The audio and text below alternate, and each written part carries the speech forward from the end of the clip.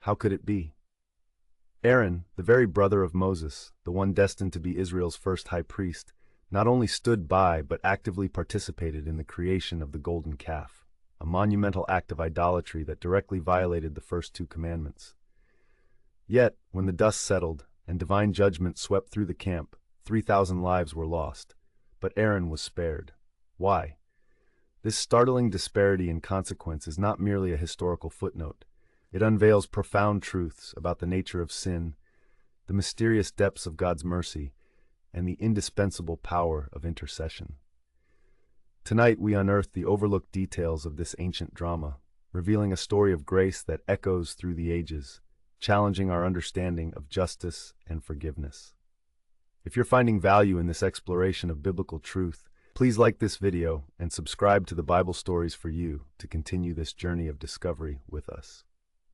The scene is set at the foot of Mount Sinai, a place still shrouded in the glory of God. Moses had ascended into the cloud, receiving the very commandments that would define Israel's covenant relationship with the Almighty.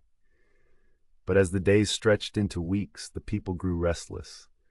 Their leader was gone, seemingly vanished into the divine fire, and their collective anxiety morphed into rebellious impatience. They turned to Aaron, demanding, "Make us gods who will go before us. For this Moses, the man who brought us up from the land of Egypt, we do not know what has become of him." Here, Aaron faced a pivotal moment. Instead of standing firm, instead of reminding them of the God who had just delivered them with mighty hand and outstretched arm, he succumbed to their pressure. He commanded them to bring their gold earrings, which he then melted down and fashioned into the crude image of a calf.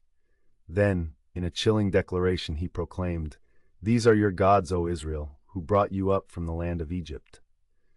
The very next day, a feast was held, complete with burnt offerings and peace offerings, and the people sat down to eat and drink and rose up to play, engaging in revelry that bordered on pagan debauchery. God's wrath flared. He informed Moses of the people's swift departure from the covenant, threatening to consume them. But Moses, true to his calling, immediately interceded, pleading for God to remember his promises to Abraham, Isaac, and Jacob. Descending the mountain, the 2 tablets of the law in hand, Moses witnessed the horrific scene with his own eyes. His anger, a reflection of God's own righteous indignation, caused him to hurl the tablets to the ground, shattering the very symbol of the broken covenant. He then took the golden calf, burned it, ground it to powder, mixed it with water, and made the Israelites drink it, a deeply symbolic act of humiliation and judgment. But the judgment did not end there. Moses called out, "Whoever is on the Lord's side, come to me." The sons of Levi rallied around him, and they were commanded to put every man his sword on his side, and go in and out from gate to gate throughout the camp, and each man kill his brother and his companion and his neighbor. On that day, approximately 3,000 men fell. This was a swift, terrible judgment against those who had brazenly embraced idolatry, particularly those who were ringleaders or unrepentant. Yet amidst this carnage, Aaron, the co-conspirator, remained. How could this be? The answer lies in a verse often overlooked, found in Deuteronomy 9:20. Moses recounts, "And the Lord was very angry with Aaron to have destroyed him, and I prayed for Aaron also at that time." This brief, powerful statement reveals the critical difference: Moses' intercession. Just as he stood in the breach for the entire nation, Moses specifically prayed for his brother. This was not an excuse for Aaron's sin, which remained grievous. Rather, it was an act of divine mercy, extended through the fervent prayer of God's chosen mediator. Aaron was spared, not because his sin was less severe, but because a righteous intercessor stood between him and God's just wrath. This episode foreshadows a much greater intercession.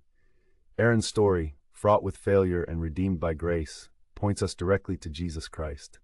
He is the perfect high priest, the one who bore the full weight of sin, and who now stands continually before God, interceding for all who believe. Where Aaron failed to lead, Jesus leads perfectly. Where Aaron succumbed to pressure, Jesus stood firm against all temptation. His intercession is not a desperate plea, but a powerful, righteous advocacy based on his once-for-all sacrifice. Aaron's sparing is a profound testament to the power of intercession and the boundless mercy of God, a mercy that finds its ultimate expression in Christ. It teaches us that while sin carries devastating consequences, there is always hope for the repentant heart through the advocacy of a faithful mediator. For those who feel the crushing weight of their own failures, Aaron's story whispers a truth. God's grace is greater than our gravest mistakes, and through the perfect intercession of Jesus, even the most deeply flawed among us can find forgiveness and new life. Let this ancient narrative encourage you to lean into the enduring mercy of God, knowing that in Christ we have an advocate who never fails.